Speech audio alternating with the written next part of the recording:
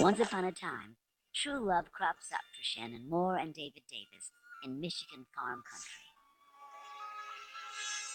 He saw her across the dance floor, and he knew that he couldn't live without her.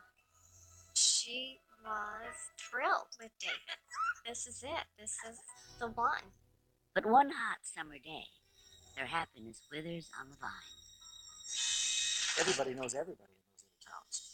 It didn't take long for rumors to start to develop. Kind of shocked and taken back by it. Who would do that? For this couple, the honeymoon is over.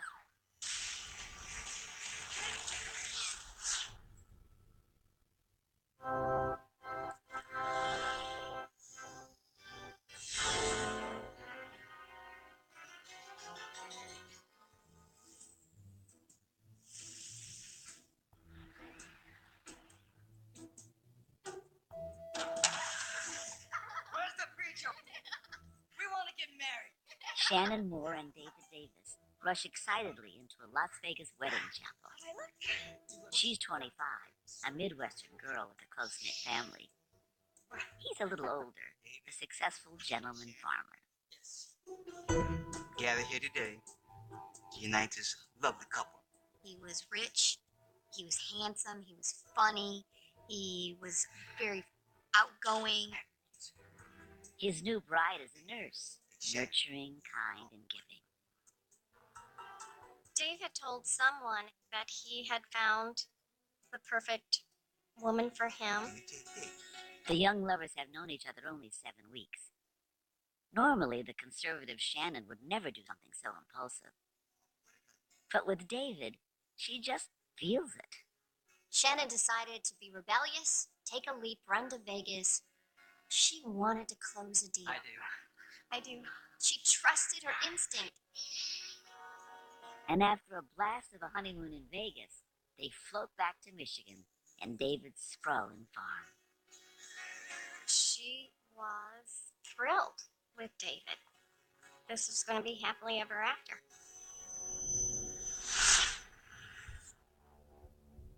Or so they think. 10 months later, Dick Britton is working on his Michigan farm when he hears someone in crisis. Seen this guy riding his horse. When he got up close, I could see it was Dave. The newlyweds live on the next farm over. Just half an hour earlier, they'd left Dick's house together on horseback. I said, "What's the matter?" And he said, "Shannon fell off her horse. She hit her head on a rock." She's down there on the trail. We gotta go right now. Out my car. Come on, I'll go. The two men race to Shannon. She's pale and very still. Dave went over and kneeled down beside her, and he felt of her neck, and he said, "She's still alive. We gotta get her to the hospital." So we picked her up, we put her in the back of my car, and Dave said, "You drive," and he said, "I'll give her mouth-to-mouth resuscitation." It's a frantic race to save her. The hospital is 20 minutes away. Oh, I was going so fast, I didn't want to turn around and look. And I said, "How's she doing, Dave?" And he said, "She's okay." Lying in the back seat of a car, clinging to life, is the last place anyone expected to find Shannon Moore. Born into a loving, devoutly Catholic family in Toledo, Ohio, Shannon is the youngest of 3 children. She's Daddy's little girl and Mommy's best friend. She was outgoing, gregarious. She had a lot of friends. She was very caring for people. At an early age, she picks a profession that will play to that caring nature. Nursing. Her combination of compassion and inner strength makes her the perfect nurturer. She was very calm always. She could handle a situation like nobody's business. She treasures her warm, extended family, but she's ready for more. A hopeless romantic in love with being in love, Shannon pines for a man to start her own perfect family with. But in the summer of 1979, she's feeling decidedly disenchanted at her parents' Toledo home where she still lives. A longtime beau has just dumped her. She was just heartbroken when that relationship broke up. That summer, a close friend invites Shannon to her wedding just outside Toledo. But she doesn't want to go alone. The last thing she needs is a reminder that she's still single at a romantic event like a wedding. I'm not going to go to that. My aunt convinced her that, she needed to get out there and get back to living, and maybe she'd meet somebody and have a lot of fun. How about this one?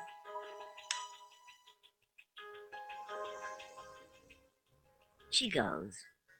She tries. But it's miserable. She's left sitting alone just like she dreaded. And then it's David Davis. She's immediately taken. You're not leaving already, are you? Yeah. Oh, just say you'll stay and have a drink with me. Or let's dance. Would you like to dance? Okay.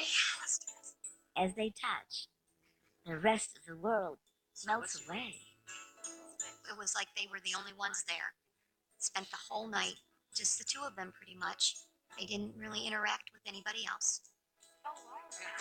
He knows the bride and groom too, and had come to the wedding from his farm an hour away. As they dance, David shares his story. He admits life has been rough, beginning not long after he was born in Flint, Michigan. His parents had died when he was very young, and he was raised in an orphanage. He said that he had been in Vietnam where he was injured. But David says he doesn't believe in giving up. After he got out of the service, he went to the University of Michigan, where he played football. He graduated with a psychology degree and worked in an auto plant before getting a good deal on a farm in Hillsdale. He loves nature and has always dreamed of working the land. But there was still one thing missing from his life. Until now. Shannon feels it too. He's brave, tough, but also wounded. David's alone in the world. Shannon's a nurse. Shannon can easily give care to someone like this. Shannon was very excited. She thought, okay, finally, this is it. This is the one.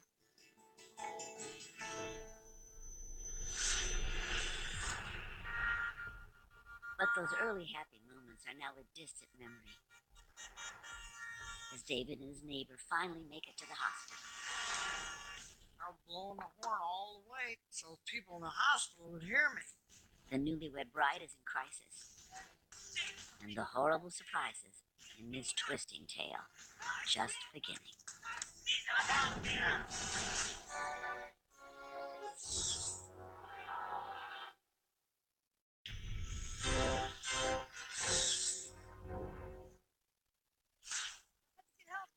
After a horseback ride ends in a life-threatening injury, David Davis rushes his new bride Shannon to the hospital.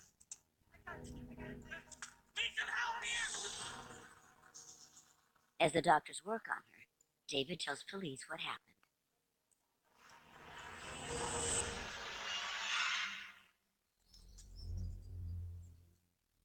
That afternoon, they were on their usual ride when they took a shortcut through a woodlot that separates their farm from their neighbors. They weren't galloping or trotting or anything like that. Shannon was not a real secure rider, so she was uncomfortable if the horse went any faster than a walk. They entered the woodlot single file, David first. Suddenly, he heard his wife scream. David turned around and saw Shannon off her horse and lying on the ground. The horse must have spooked and thrown her. He immediately spotted blood, and it was apparent to him that she had hit her head on a rock approximately the size of a large grapefruit, right where she had fallen. He says she was barely conscious. David explains to police he didn't want to leave his new bride, but she insisted. Shannon was still lucid. She told him she was okay, just go get help. Just go help. I'll be right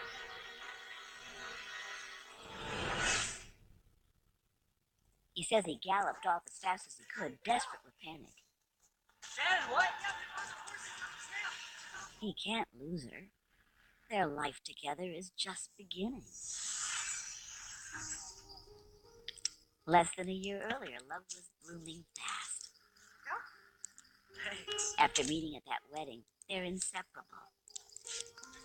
And why not? They're perfect for each other. David was very outdoorsy and liked to go places, and Shannon did too. She was all up for any type of adventure. She really likes her macho man. Women like a man to be a little bit bolder than them.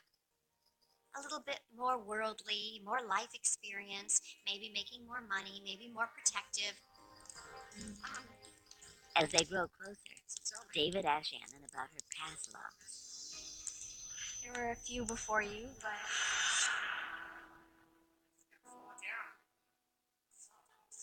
She tells him about a guy she met in high school, whom she thought she would spend the rest of her life with. it wasn't that he didn't love her. It was just that for him, it wasn't time for him to settle down and get married yet. For her, it was. Shannon was devastated when he called off the engagement.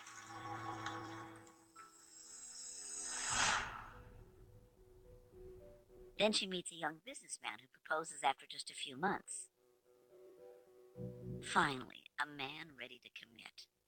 We threw showers and were preparing for this wedding. Bridesmaids' dresses were being picked out. But then out of nowhere, Shannon gets the shock of her life. Mr. Wonderful is already married. They had sent out invitations, and his wife found the invitations. He never gave Shannon an explanation why he strung her along for so long. The betrayal was completely horrifying. She really was very embarrassed, very humiliated by what had happened. When Shannon was deceived, it may have made her more vulnerable. I better find somebody soon, because so far I'm 2 for 2 with losses. Yeah, I understand what you mean about not meant to be. David believes fate must have brought them together. He explains he's also had his heart broken. Years earlier, he was engaged to a wonderful girl. But tragically, she died in a car wreck just before the wedding. I'm sorry. Yeah. And he had vowed at that time that he would never love anybody else again, that it had hurt so bad. But then he saw Shannon across the room at that wedding, and he just felt something. His faith and love restored. David can't wait to meet Shannon's family. Fire in Vietnam. You can fix almost anything. He was a very fun-loving, outgoing person. Walk in a room and just start talking to everybody like he'd known you for a long time. He wows her parents with stories of his military service and adventures on the football field. Uncle Bob really liked David. He was, in my uncle's opinion, a man's man, somebody that, you could really count on. He's great, isn't he? Get away. Aunt Seal really took a shine to David.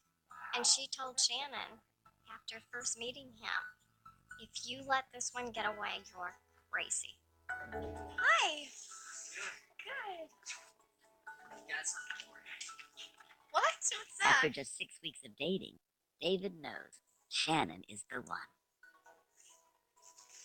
Oh, gorgeous. There's a surprise inside. What? What is this? Shannon Moore, I want you to be my wife. Yes. She was getting finally that fairy tale ending that she had wanted. The man that loves her, and they're going to get married and have this family and just have this wonderful life together. They've both suffered heartbreak and tragedy in the past. Now their lives have finally turned towards a more joyful future.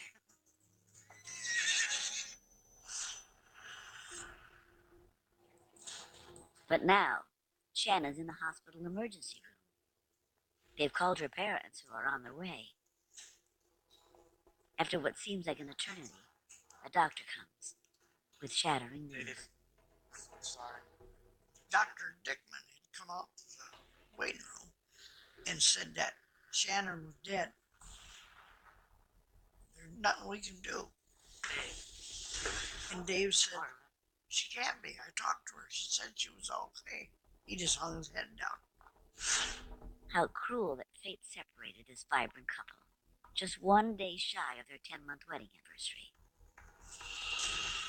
But was it really just a tragic accident? Or is there something more sinister behind Shannon's death? What dark secrets surprised the newlyweds on that wooded path?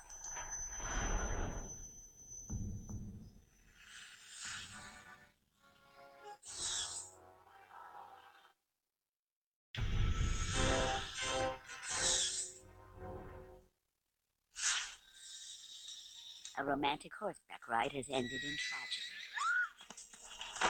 Newlywed Shannon Davis has died. I'm so sorry. Her husband of 10 months, David, is now a widower. Shannon's parents rush to the hospital. All they know is there's been an accident. I walked out to the parking lot, and her mother said, just tell me she's okay. I said, I can't do that, Sue. I'm so sorry. I'm so sorry. And they started crying. David is in shock. And he came over and said that she was gone. They could see he was torn apart and sobbing. It seems utterly incomprehensible, but it's true. Shannon is gone. They just practically couldn't say anything.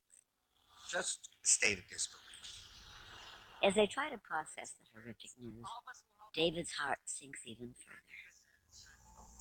He says his cash is tied up in the farm, and he's devastated to admit he doesn't have the money to pay for his own wife's funeral. Her dad asked Dave, said, do you have any life insurance? And Dave said, no, we don't have any. And Bob said, well, we'll help pay for the funeral. How can they be talking about a funeral when the wedding seems like just yesterday?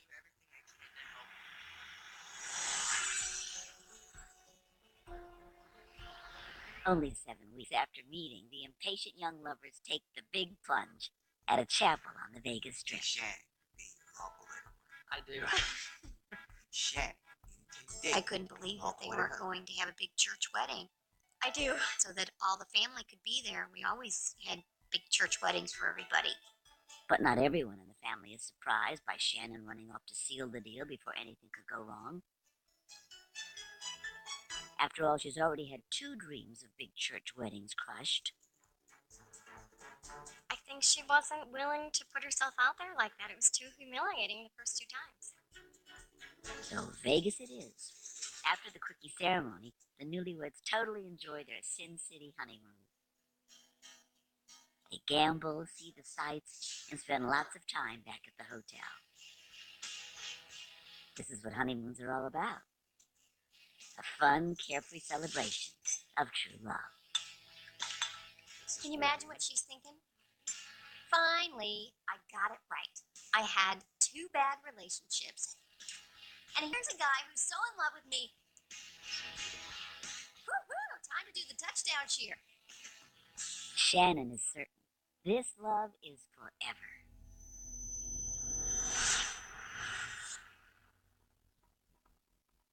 But forever didn't even last a year. Shannon's parents are shocked to learn David plans to have Shannon cremated.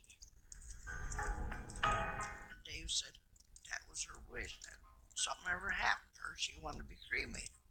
And her mother started crying and bawling. So, oh no, Dave, please. Please, let us take her back to Toledo. Shannon's parents are devout Catholics and want a Christian burial. I said, Dave, that's their daughter. Let them have her back. You've only been married 10 months. Dave said, okay, he backed out. Before the burial is the funeral. David is too heartbroken to speak to anyone. Now, I remember him sitting in a chair in the back of the room against the wall. It was very difficult to see David like that. We knew that he must be in horrible pain losing Shannon after such a short period of time, and no one knew exactly how to comfort him. But then, two people show up who do know how to comfort him. Shockingly, it's his mother and stepfather. There was a lot of whispering going on. You know, who are these people? It can't be David's parents because he was orphaned when he was very young. But it is his parents. He had lied about their being dead. But why? Most people figured that he must have had a falling out with his mother, and that was the reason that he had said that he didn't have a family. Shannon's family begins to wonder. Is David not the man he said he was? After the funeral, Shannon's parents bury their girl in her hometown of Toledo. And then David goes to Florida to clear his head. It's a trip he and Shannon had planned before her death. He asks his friend and neighbor, Dick Britton, to keep an eye on his farm. He says, I'm expecting a letter. I need that letter. It's from the funeral. And he says, I'll call you and tell you where I'm at, and I want you to forward that letter to where I'm at. I said, sure, I'll do that, Dave. The letter comes in. And then another, and another. Death certificates from the funeral home. The fact that he wanted multiple copies of the death certificate is a pretty clear indication that he's planning on collecting on multiple life insurance policies. Word of the death certificates gets back to Shannon's parents. They can't believe their ears. They recalled vividly that David told them he had no insurance. And that was one of the reasons Bob said he was going to pay for the funeral. It's another disturbing lie. Shannon's parents go from sympathetic toward David to suspicious of him. They begin to wonder, did their dashing son-in-law actually have something to do with Shannon's mysterious death? Aunt Seal started having a lot of questions, and she wasn't going to let it go until she got some answers. And the only way they'll find those answers is to literally dig up the past.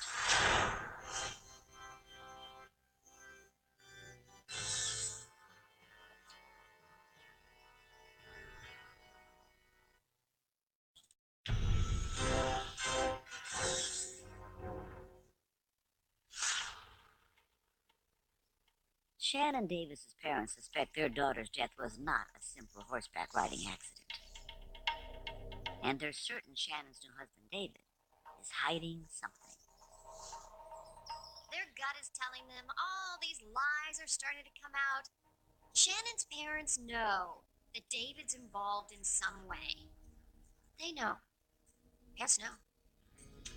But there's no evidence of foul play. Still, they ask the Hillsdale County Sheriff's Office to reopen the case. Hey, Shannon? A detective confirms that David lied about not having any life insurance. Very much the opposite. Well, I was just thinking that just in case I'm not always around, I want you to be protected.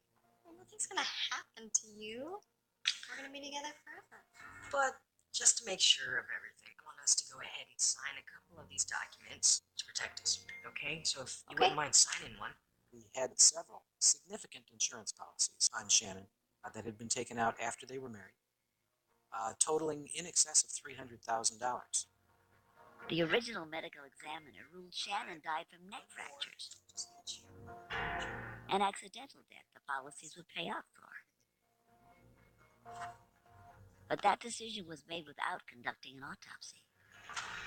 So the county prosecutor tells the family to find out if she was in fact murdered, they will have to exhume her.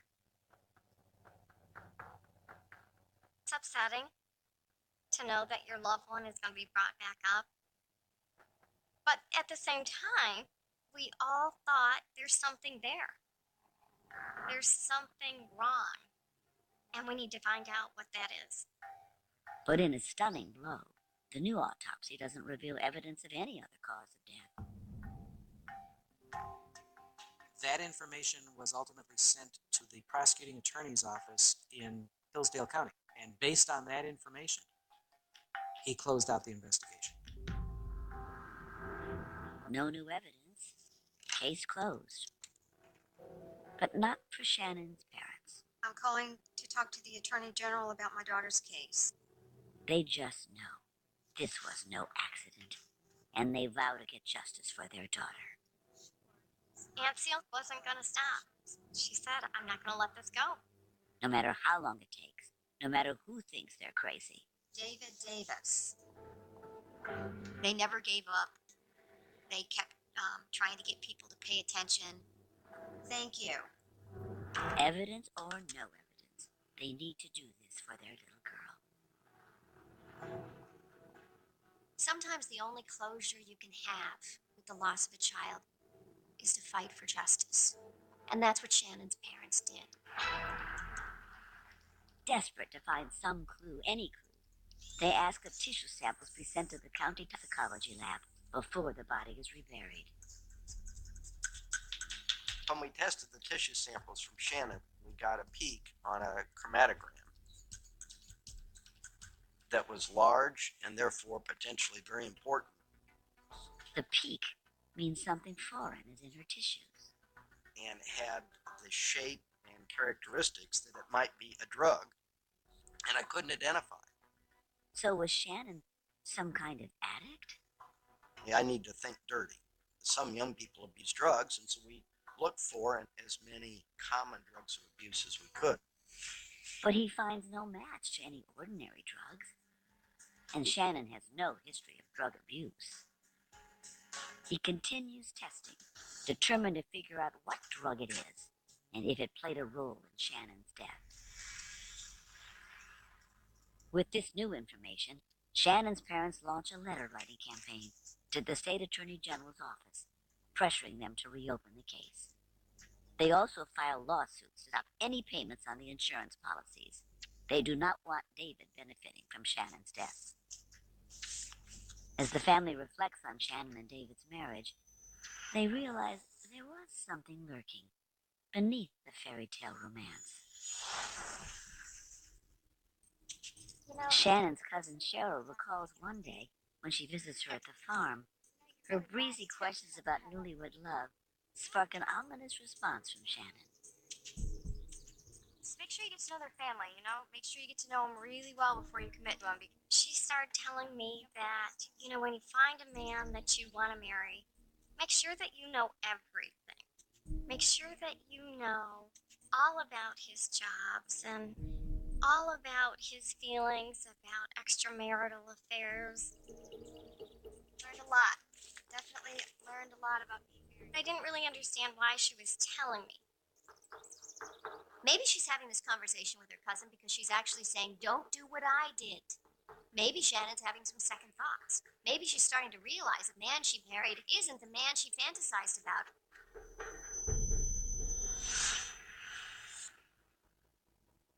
Her parents' persistence pays off when the Attorney General's office agrees to reopen the case 4 months after her death.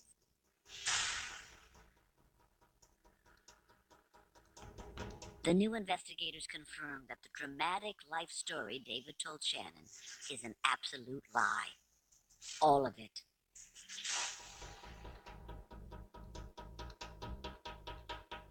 David Davis was not the person that anybody thought he was. He was never in the military. He had not served in Vietnam. He did go to the University of Michigan, but never graduated. He'd never played football there. His tragic story of his fiancée dying before their wedding. Totally made up. And though he had said he'd never been married before, he was actually divorced. Not only had he been married, but he had a couple of children as well. If Shannon had found out, she kept the humiliation to herself. Investigators also uncovered that Shannon was just the latest in a long line of whirlwind romances for David Davis. Can't believe it. Just stunning. Quit it. Oh, yeah. The state police were able to find at least 3 women that Davis had courted in approximately 1 year before he met Shannon. In each of those cases, the pattern was exactly the same. He courted them with a full court rush, tried to sweep them off their feet. What's your view on like marriage and having children? And in each case, Can we talk about something else? if the woman either said, "I'm not ready yet," or "I don't want to get married," I think I would probably want to wait a few years. Say, it's getting late. he immediately turned around and found another woman. Was he a hopeless romantic? Or just trolling for a victim to marry fast and ensure to the I hilt? haven't really thought of that. Check, please. He found the perfect victim in Shannon. Is that a wedding ring? Yeah, I'm married. Oh, you're married. Because she had gone through the 2 terrible relationships shortly before. Well, whatever. She was on the rebound, and unfortunately, she was an easy target. David's lies continued during the marriage.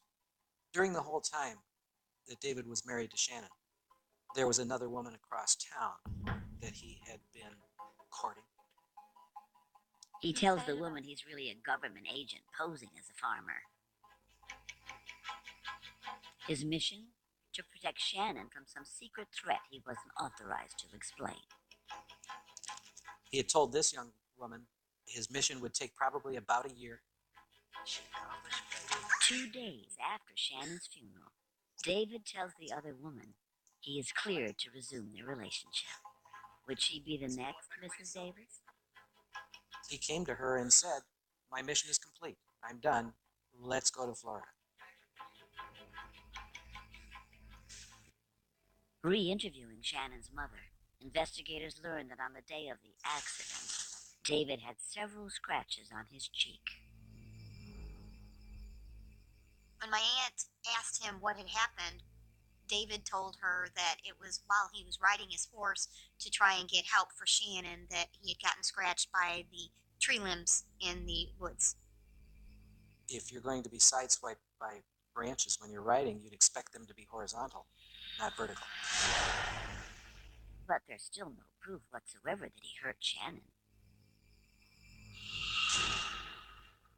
Then the toxicology lab finally identifies the mysterious chemical found in her tissue sample. It's succinylcholine, a powerful muscle relaxant used by surgeons and veterinarians during operations. It essentially paralyzes a person almost instantly. The only muscle in your body that continues to work if you've been given an injection of succinylcholine is your heart. If a person were injected with succinylcholine, they weren't on a ventilator, they would die in 3 to 6 minutes. And so a person suffocates from the inability to breathe. Davis might have gotten the drug for alleged use on his livestock, with a more sinister purpose in mind. State police exhumed Shannon's body a second time to look for injection sites. The coroner finds 2 tiny bruised areas, the back of her arm and her wrist. And we biopsied both of those. I found high concentrations of succinylcholine in both of those bruises. Finally, the physical evidence they need. In October 1981, 15 months after Shannon's death, David Davis is charged with first-degree murder. But by now he's sold his Michigan farm and is living on a sailboat in Florida with his new girlfriend. Through his attorney, prosecutors order him to come back. David Davis smelled a trap. He said to his girlfriend at the time, "I have to go back to Michigan and take care of some details on the lawsuit. I'll be back shortly." But instead of going back to Michigan, David Davis vanishes.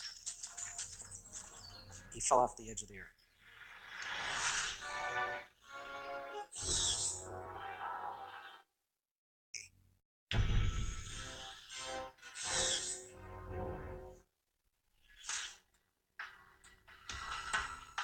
Investigators now believe David Davis killed his new wife, Shannon, by injecting her with a drug that paralyzed her breathing.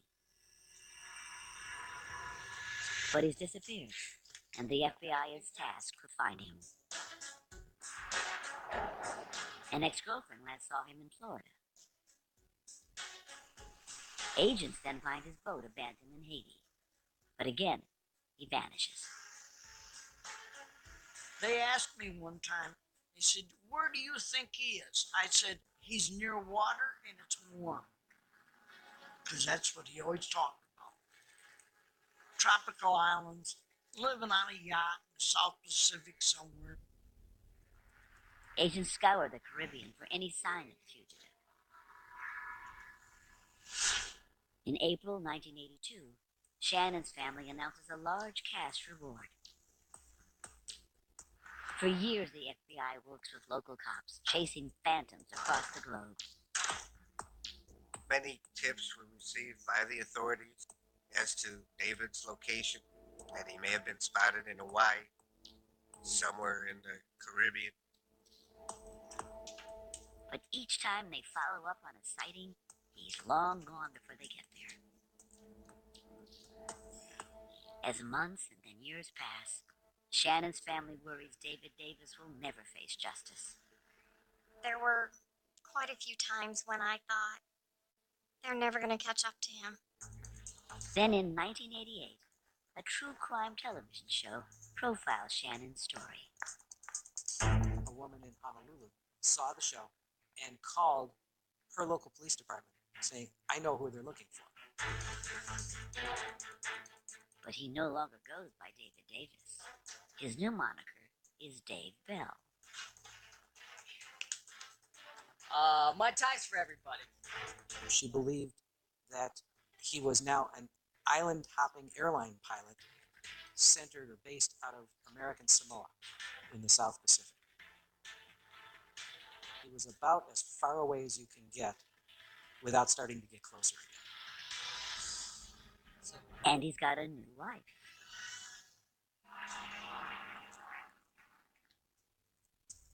On January 6, 1989, FBI agents set up a sting at the international airport in Samoa, asking David's boss to call him in for a meeting.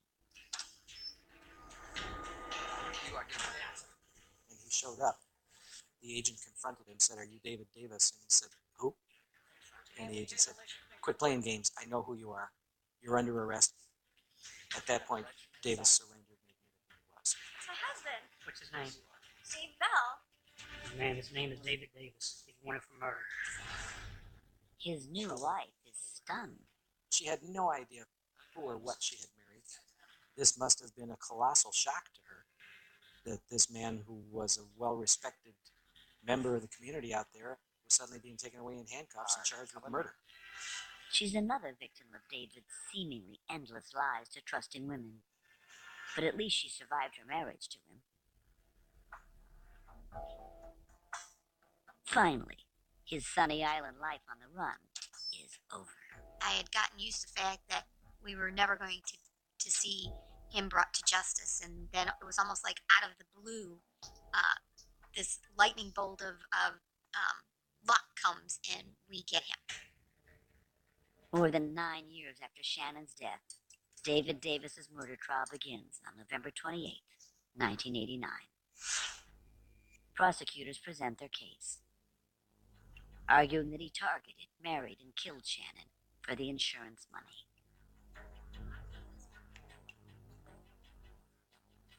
David's thirst for money really knew no bounds. Prosecutors contend he's struck when all the insurance policies were finally in place. You know what? I think I know what could make this even more memorable. Yeah, what's that? They believe that during the horseback ride at the farm, he convinced Shannon to stop and make love in the woods. Pretty soft. Oh, all right. She must have uttered a romantic time, the kind of thing newlyweds do on a lark, not knowing she was about to die. During that time, David Davis got the hidden syringe full of succinylcholine, snuck up on her,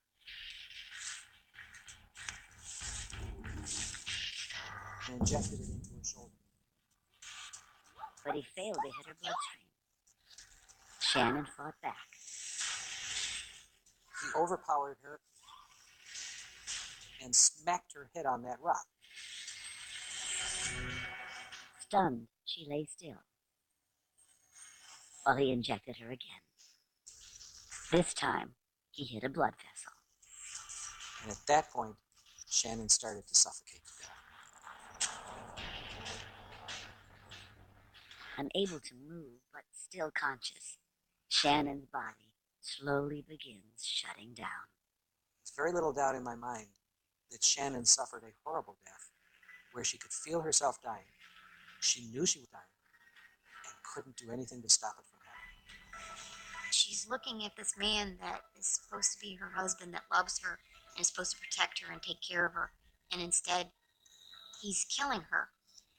I cannot comprehend what type of person can do something like that. He has to have no conscience whatsoever. Once the drug had done its job, he rode off to Dick Britton's with his tragic tale of a horseback riding accident. At trial, his defense team presents this accident story to the jury. But the jury isn't fooled.